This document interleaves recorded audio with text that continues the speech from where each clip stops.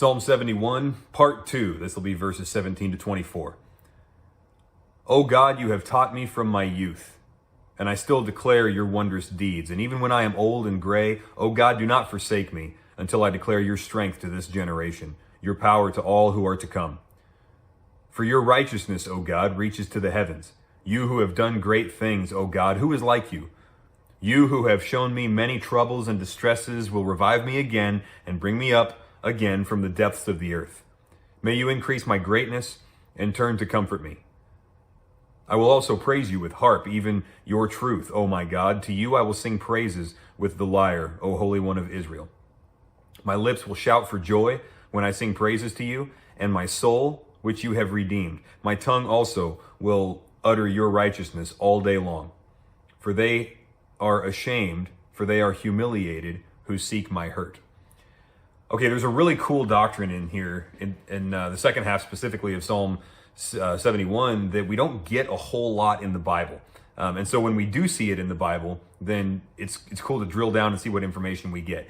And the doctrine is that God is faithful over all the different phases of our life. So we typically think of God being faithful in every different situation, and there's a lot in there about that. And that's something that when we confront difficult situations, we can be very thankful for. But this actually tells us something from the long haul. This is a psalm that I think is probably written by an old man who has pulled the camera back on life a little bit and can look at the whole spectrum a little bit better than a young man can. And what he's saying basically is, God, you still got me around for a reason. And the world may consider me past my prime and not a contribution to society anymore, but more of a recipient of the things of society or of the economy or whatever. There's this thing that happens around retirement age where people go from being seen as producers to being seen as consumers, right? And, in an economic sense, of course, that's true a lot of times, but God doesn't see it that way. He's not an economist, he's God, right? And so what the guy is saying here, the psalmist, he's saying, look, you still got work for me to do, and I want to make sure I get it done. So check this out. In verse 17, he says, you have taught me from my youth. Well, it's always good to just recount what God has done. And those of us that were saved when we were young, this is a really good thing for us to do, to say, let's recount some of those memories that we have of God doing things for us and through us from when we were kids or when we were youth. So what we're talking about here is a long track record of faithfulness from God. And he says, I still declare your wondrous deeds. Now, even when I'm old and gray, do not forsake me until I declare your strength to this generation, your power to all who are to come. Now, this generation, all who are to come, that's a Hebrew parallelism. In other words, he's basically saying the same thing twice. But really, if you split that up, you can see a couple of different ideas that he's cramming into this parallelism. He's saying, I want to declare your strength to this generation, the one that's here, that I'm responsible for, that I have influence over. We're talking about my kids, my grandkids, right? Whoever's sitting in front of me. And then your wondrous deeds to, your power to all who are to come. Meaning the people I'm not even going to meet, ever. I'll be dead and gone, but may I leave a legacy that's going to communicate somehow to them the glory and the power and the grace and the gospel of God. Right? So he's saying, I got work left to do as an old man. You're not just old men, listen to me. When you're old and gray, your function in the world and in the kingdom of God is not to just sit in the corner and tell jokes that have your grandkids rolling their eyes. Is that going to happen? Yes. And by the way, it should. As a dad, I firmly stand behind the idea of the dad joke. And I think that grandfathers should have the right in a family to tell the same story 500 times. I support it. Go right ahead. I plan on doing it when I'm old, but that's not really why you're there. You're there to tell people things that they won't have a way to know if you don't say it. Because from your youth, God has shown himself in ways that these kids need to know about, and these adult kids need to know about. Okay? That's the older men. Older women, same thing. Your job is not just to sit there and, chase kids around and bake bread or whatever. I mean, the quintessential, old lady in the apron in the kitchen thing. No. I'm sure you'll spend a lot of time doing all of that stuff that you're really good at and love doing. Your job here, the reason that God keeps putting breath in your lungs, it's shown in Titus 2, right? You know things that these younger women need to know. You know things that these children need to know. Every single one of us, men, women, boys, girls, all of us, live by certain principles that we learned on our grandmother's knee, right? I mean, my grandma taught me how to tie my shoes. Nobody else taught me that. I'm sure my parents would have eventually, but my grandma is the one that did it, you know?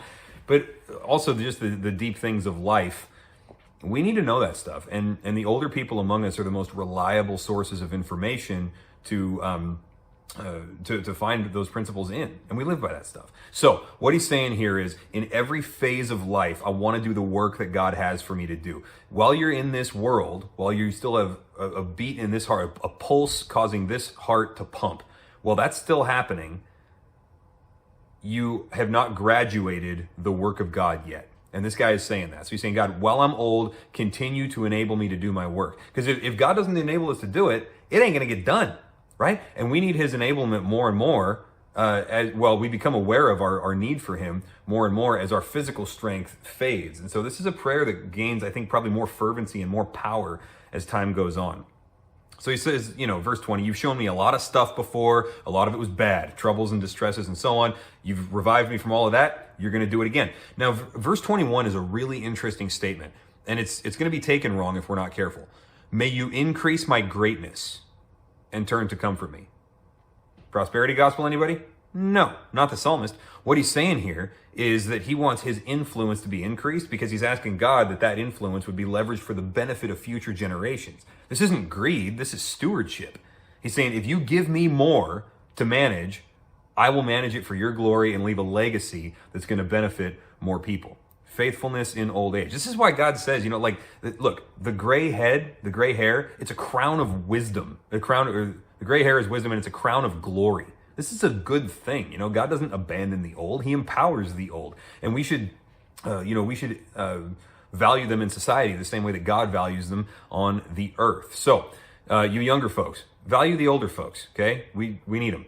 You older folks, I want you to have a little bit of confidence when you walk into a room, and know that if anybody in that room is listening to God, then your voice is loud. And it should be loud in our ears. Because if we're hearing the voice of the shepherd is saying, you listen to those folks that have experience that you need to benefit from. Okay? So I want you to have some confidence when you walk into church, when you walk into your families, and just know that you have something to offer. Now, for everybody else, old and young and middle-aged and everybody all across the spectrum, I just want to bring this out. God is faithful, as I said at the beginning, over every phase of life. But that does not mean that your contribution to the world is going to be the same at every phase of life. God may give you a job when you're one age and then graduate you from that and then move you on to something different. Okay? When you were 20 years old, you could contribute certain things to the world that you can't when you're 80. But when you're 80 years old, you can contribute certain things to the world that you couldn't when you were 20. So, I want you to just maybe put some thought into okay, how old am I? What am I responsible for right now? What resources do I have at my disposal to get it done? And am I leveraging this phase of life for the maximum glory of God? Okay? Stay-at-home moms, for example. If you're home right now with your kids and you just feel like I'm spending all of my time talking about trucks and princesses and juggling diapers and, things like that, and you feel like it's just kind of this hamster wheel thing, that's a phase of life, and God's got a lot for you to do there, and there's a lot of blessings associated with that, right? You're having a massive, massive effect.